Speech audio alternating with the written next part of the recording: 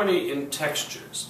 To this point, we've been looking at music that has been exclusively written in chorale form, that is in 4 parts for 4 voices, whether they're meant for 4 human voices or for 4 instrumental voices. That means soprano, alto, tenor, and bass in 4 parts. And as we discussed before, the majority of the music written in our system can be reduced in one form or another, can be reduced to these 4 voices, and that we use these 4 voices and the inherent movement between these 4 voices, that is the voice leading and the harmonic progression, to understand how composition works. That is, how it works on that level of the structural level, those 4 voices, is reflected in the music, no matter how complex it appears on the page, or how many voices are being involved, or how many instruments are performing, or what techniques and colors and instrumental varieties being used. Now, however,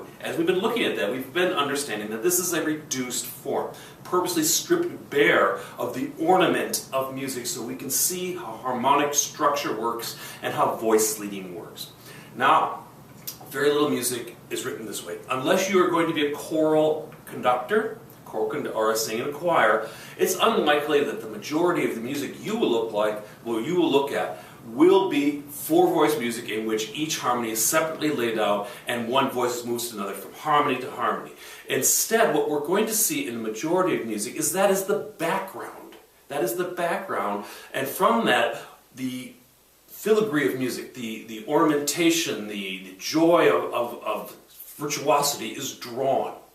Now we're going to look at specifically harmony in textures, that is in textures that are not vocal textures. And we're going to concentrate on piano texture because, like choral texture, which is the bare bones reduced form of how music works at any level of sophistication in terms of its texture, piano texture reflects the same thing in terms of how most music is perceived. We can reduce most music, most orchestral music, most band music, most jazz band music, most show music to a piano texture. And so by understanding piano texture, we will then be able to understand how a score is put together, how larger orchestral mediums are put together.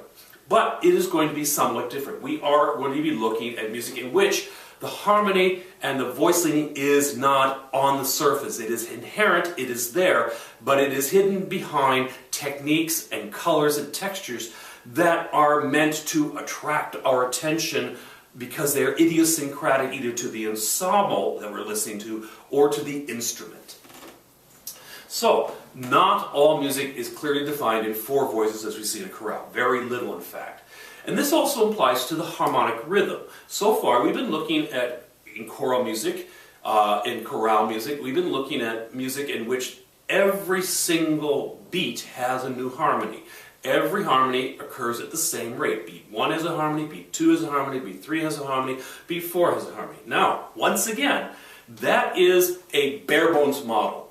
In the reality of music, harmonic rhythm, that is the rate at which we change harmonies, is not stable. It is often different, varying from epoch in which the composition was written, and even within the composition where we are. For example, if we are looking at the music of the Baroque period in classical music, harmonic rhythm is relatively straightforward, that we have harmonic change on every beat until we get to cadences, and when either we slow down or we speed up, that is, the harmonic change either becomes on the 8th note or more likely on the half note.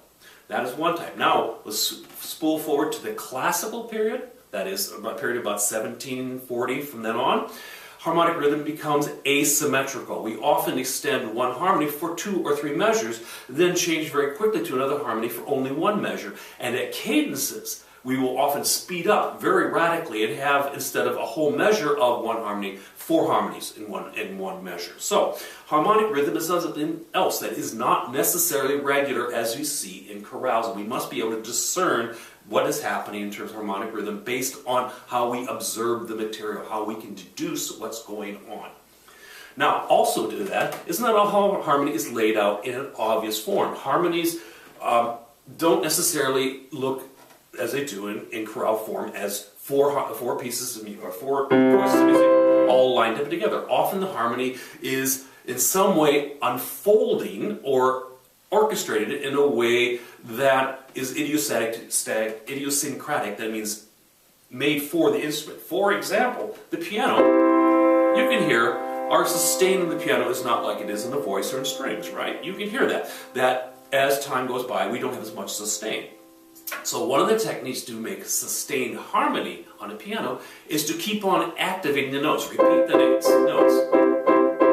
And that is kind of dull to hear it that way. Often, we won't just repeat the whole harmony, we'll move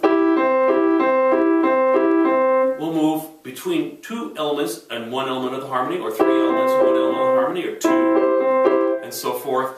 We will move between them to keep an active texture, because the piano cannot sustain, and it gives us more rhythm, but sustains the harmony as well. So, we are going to have to look at textures in which harmonies are not as evident, especially instrumental textures, and particularly piano textures specifically. So, the best methods for doing this will be to have a series of techniques we're involving, have scenarios to which we approach the music, things we expect to see, and by having those things we expect to see, spotting them in that music, rather than slogging through and deducing something by hard work. But let's first go through some of the things we have to think about. I'm going to play now some examples, and if you have not already got out the slides for our PowerPoint on harmony and textures, I suggest you do so. This would be our second page of slides, page 2, the one that says on the top, although these examples may have many notes, each has only chord tones each has only chord tones of the harmonies. That means, although the examples I'm going to play have many notes in them, we're only going to be using the tonic, the dominant, the root, the third, the fifth, and if it's a 7th chord, the 7th of harmonies. There will be no extra notes in here. Now let's listen to the first example, which is on the upper left-hand corner. This is written for piano. On the top there is a musical instrument. We can say it's a violin.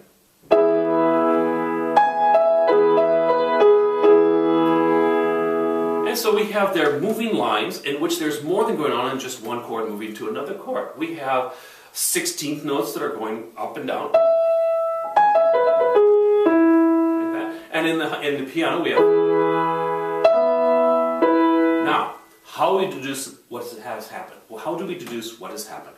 Let's first agree that we understand that harmony is a conglomeration of pitches which we hold in our head and hear as a unit.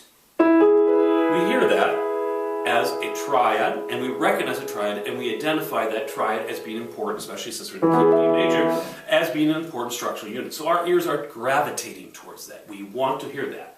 Now, so when I hear, right at the beginning, that harmony, although it's split in 5 voices, I'm really hearing the triad in there. That's what I'm really hearing, no matter how much orchestration is going on. If this was just orchestrated for a huge orchestra, it would still be, we're hearing 3 voices and many doublings. Continue with that. The line that is in the instrumental music, the instrumental part, which is the upper part, let's say it's the violin part.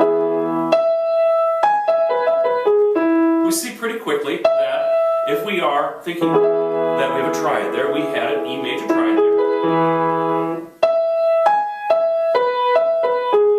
All those are pitches within that E major triad. Therefore, the entire harmony for that entire measure is only one E major chord. Nothing else has been expressed except for 3 pitches, no matter how they've been orchestrated or whether they've been made into melody or accompaniment. Only 3 pitches have been expressed, or they are all chord tones, and we have only an E major harmony there. Now, let's go to the next example right under that. I'm going to play this also. Here again we have a piano part. And we have an instrumental part. Again, we'll pretend it's violin.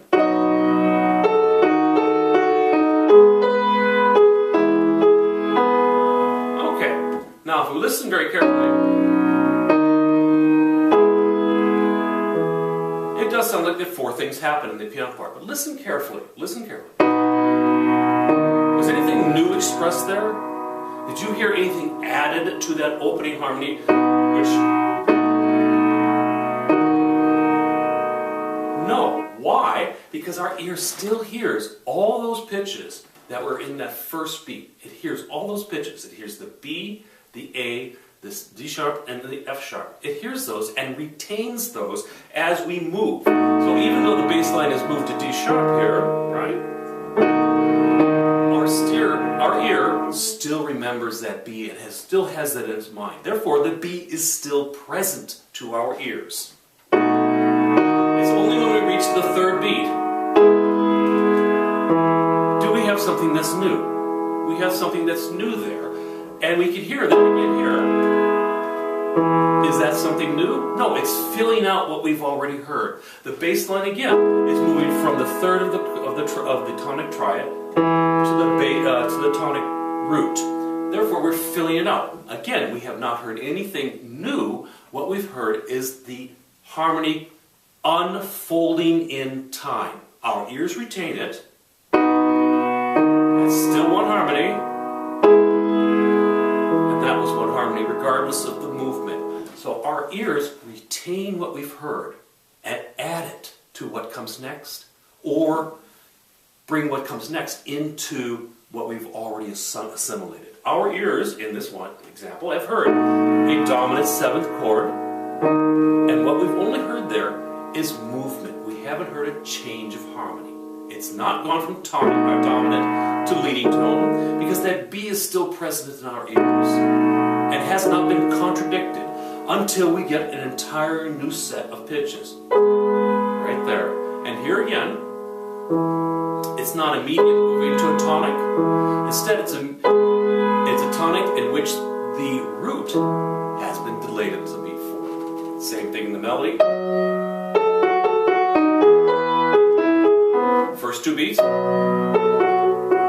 you added those up, if you held all those pitches down, you can hear we're still all in the dominant harmony until beat 3.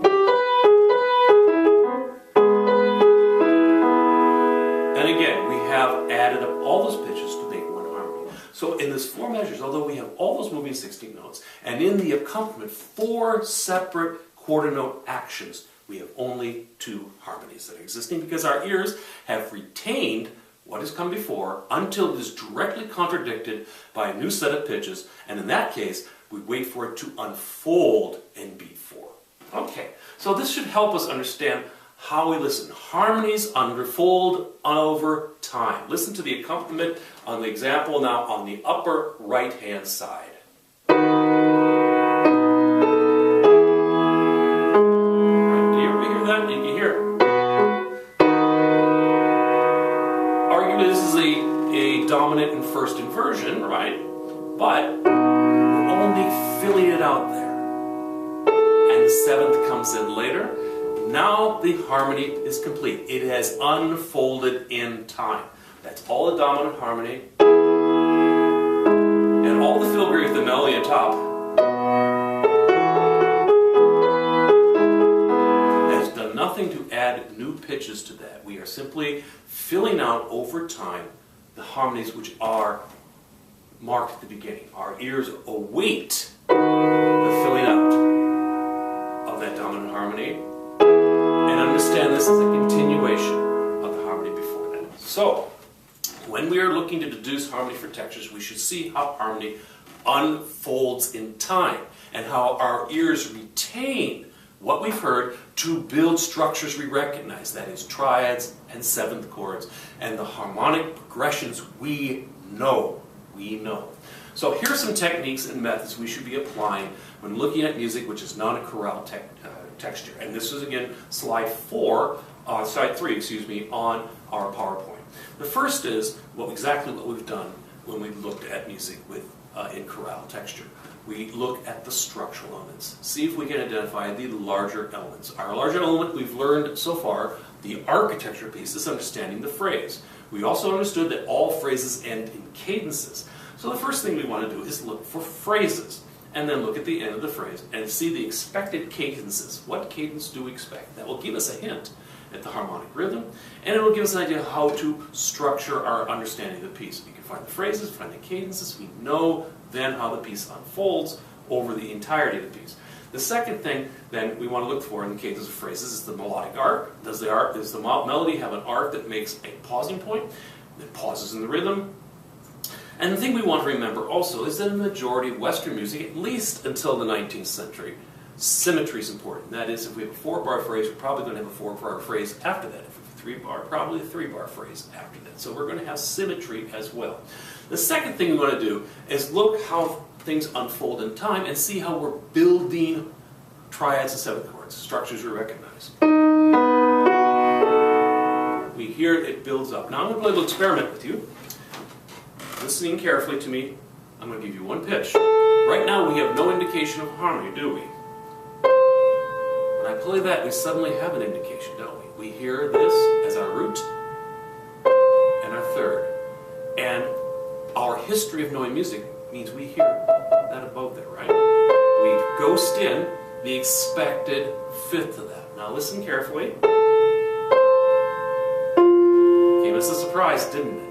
But our ears automatically adjust to what we thought was the root and the third, now to the third and the fifth, and we got a new root. And now we're beginning to realize what this harmony really is. It is unfolding in time. Okay? Now we really understand it completely, don't we? It is indeed a minor seventh with D is with which what we thought was the root just a moment ago is now the third. And what we originally thought was the root is the fifth. In that sense, harmony is unfolded in time. It has only become a full minor seventh to our ears as it unfolded in time. We realize retrospectively, as we at the end, we realize what came at first. Now I understand. Originally, that was the fifth, seventh, third, and root of my harmony. We understand over time. So we want to see harmonies, harmonies, that is, triads and seventh chords we recognize, unfold over time. Here's another thing to be listening for. Now we have a full harmony, but that doesn't fit with anything we know, does it? It's pretty sound, but it definitely contradicts our idea of a minor seventh, the seventh chord which we recognize it. That new pitch is something completely. It changed everything, didn't it? So what we want to look towards is not only things pitches that fit into an expected structure we know, that is a triad or a seventh chord, but when pitches are introduced,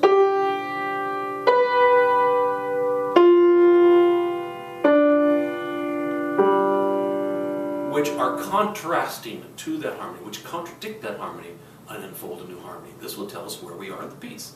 If we hear a pitch and it continues to contradict what we have heard before, we can assume we're probably hearing the unfolding of a new harmony. And so it'll tell us that the harmony is changing over time. So, the elements we want to think of. Look for the phrases, look for the cadences, look to how harmonies that we recognize, that is, triads and seventh chords, are being built over time, or constructed over time. How they unfold in time. Then we want to look for what contradicts those, and starts a new harmony. We want to look for that. Having that knowledge of our cadences and a probable idea of how harmonies unfold, we can start to think we might see a harmonic rhythm we recognize, or at least we can understand. We can start saying, okay, that seemed to be, we had this harmony unfolded over 2 beats. This unfolded over 2 beats. Then maybe our harmonic rhythm is every 2 beats. So we can start to expect a regular harmonic rhythm. Knowing that, we can start to plot out when we expect a new harmonic rhythm. Lastly, and this is going to come with time, we want to look for the expected tonal paths that are inherent in our music. That is, the expected harmonic language. That if I am here, the most likely harmony I'm going to hear next is not going to be. It's going to be that. Right? So we can expect that. We have certain tonal paths we expect, and we'll be learning those over time. Right now we know the other side of it. That is, how our tonal paths end. We know that if we are hearing this chord, the most likely end tonal path for that is the authentic cadence. And we hear that harmony, we know in the key we are in that most likely tonal path is the Plagal cadence. So we have some tonal paths already, some formulae we expect already, and those are our cadences. Now what's next going to happen is we're going to learn what comes before our cadences, what we call the pre-cadential formulas. We're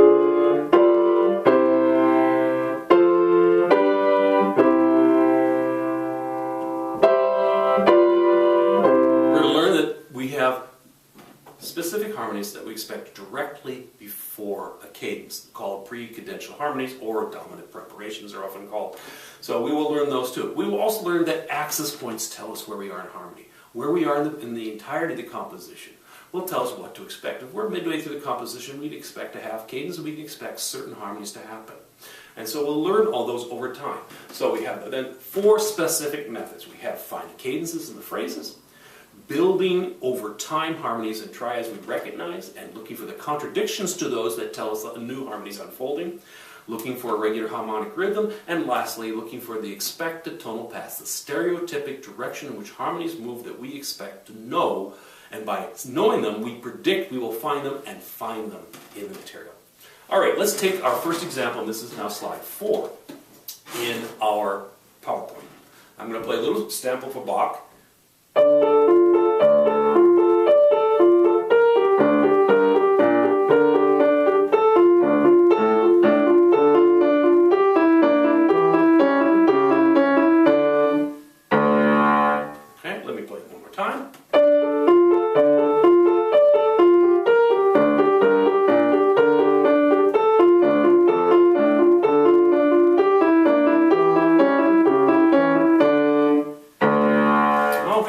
Pretty confusing, couldn't it?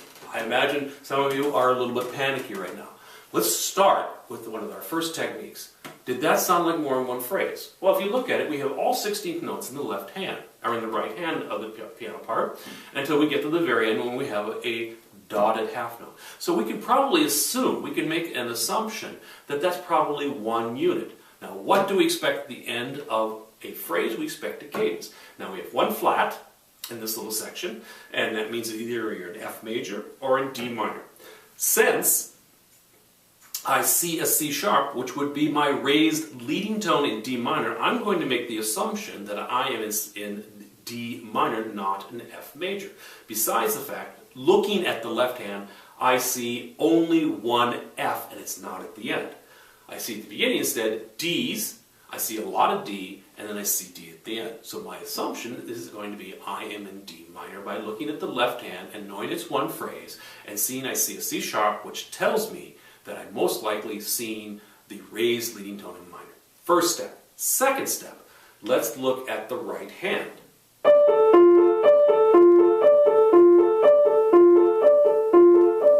First measure. If you look at that, we have exactly 3 pitches, don't we? At D, A, F. Then we just get repeat, and then this is a repeat. What is unfolded? What is unfolded is only 3 pitches, right? And we can hear that.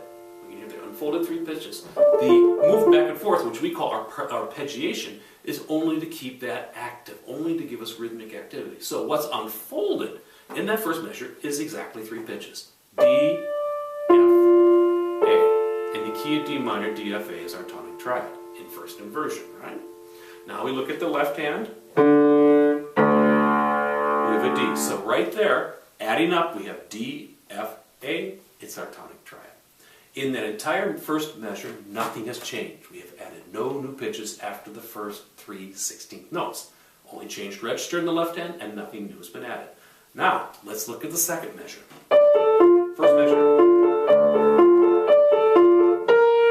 Brand new pitch. Brand new pitch. Interesting. We got a D again, but we got 2 new pitches. If I play on top of each, I think all of us can hear that's a new harmony, isn't it? Right. So we have 2 pitches now which are contradicting the harmony that was presented in the first measure. We can assume a new harmony. So let's add up again. In the right hand, B flat, G, D, and the rest is simply a continuation of the same notes, giving them a little bit of motion. We can assume that we can add those up into a triad. G, B flat, D, in the key of D minor, G, G would be the root, so it is our subdominant, our minor subdominant. Now look at the left hand. And indeed, we have the same pitches, don't we? Nothing new has been added. And we can say then, it's pretty clear, we have a subdominant harmony in that left hand as well. And so, we have now seen that in measure 1, for the entire measure, we had a D minor harmony. In the second measure, we had the entire measure, we had a G minor harmony. We have now the idea we have a harmonic rhythm, don't we? We have a harmonic rhythm that's clear, that it seemed, at least in the first two beats, or first two measures, we had one harmony per measure. So, we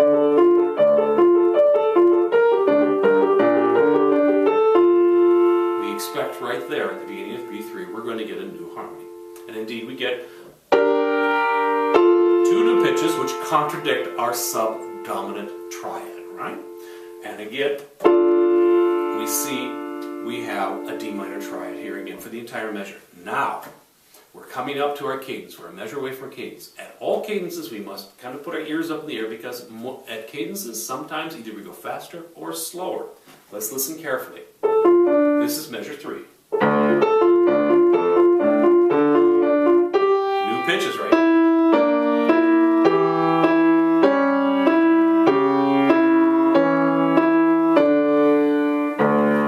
I think all of our ears are clever enough to hear that things sped up there at the end. We got more information. And if we just try to add up like we did the last time, the right hand, we don't get anything, do we? Something's wrong there. We get too many pitches. So let's back up and do it by beat. And this is the second thing we should do. Let's try it just by beat. Add up the first measure, 60 notes in the right hand. Just the first beat. I'm sorry, the first beat of measure 4, just the first beat. G, E, D. Okay, we get that.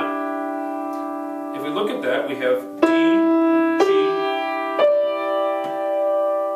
D, right?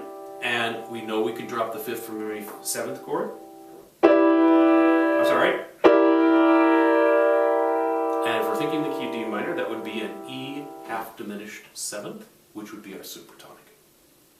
Aha. Now, measure 2. Does that up into anything again? Beat 2 of measure 4. Beat 1 gives us that supertonic. Beat 2 gives us a diminished triad on C sharp, doesn't it? Diminished triad on our leading tone. Exactly what we expected, right? Because it's going towards a cadence. We know we can assume our tonic is the end. Because we have a D and it's only D's. And it's a leading tone cadence. We have a leading tone authentic cadence of some sort. So we see in this case, beat 1 gives us supertonic, beat 2 gives us a leading tone harmony in the right hand, and beat 3 is a repetition of beat 2. So, in terms of harmonic rhythm, we got 1 beat, supertonic, 2 beats of leading tone. Our harmonic rhythm has sped up some. Let's add now the left hand to that. We're adding just a B to that, and that's our missing B for us, or B flat. It's our missing B flat from our supertonic is expressed in the left hand, so this is a supertonic in inversion. Moving on then to beat 2, we expect to hear we're expecting to have our leading tone. And we see we do have 2 pitches which fit into our leading tone triad. Beat 3, we see we get the whole thing unfolding in time. So now we have a pretty clear idea what happens in this composition. We see that beat 1, or beat measure 1, for the entire measure is a D minor harmony, it's tonic. Measure 2, for the entire measure, is a subdominant harmony. No matter how much is going on, we've only had 3 pitches introduced. Measure number 3 returns to our tonic triad. Measure 4, as we come to a cadence, has a quicker harmonic rhythm. We get 2 harmonies instead of 1 in the measure. We get first a supertonic harmony, moving to a leading tone harmony, which leads us to our end on the 5th measure, which is simply D's, which we can assume is a tonic. And now we know the harmonic rhythm of this piece, and we know what has done and happened in terms of harmonic language. We've had simply a tonic triad, followed by subdominant,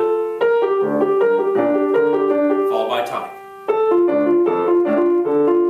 Then a quick supertonic, moving to our leading tone, to our tonic. texture is going on. We see what's unfolded is simply 1, 4, 1, 2, 7, 1. Okay, so see if that helps you when you're working on this example. Work with that on then an example of and see if you can, using those same techniques, deduce in the homework how the harmonies unfold over time.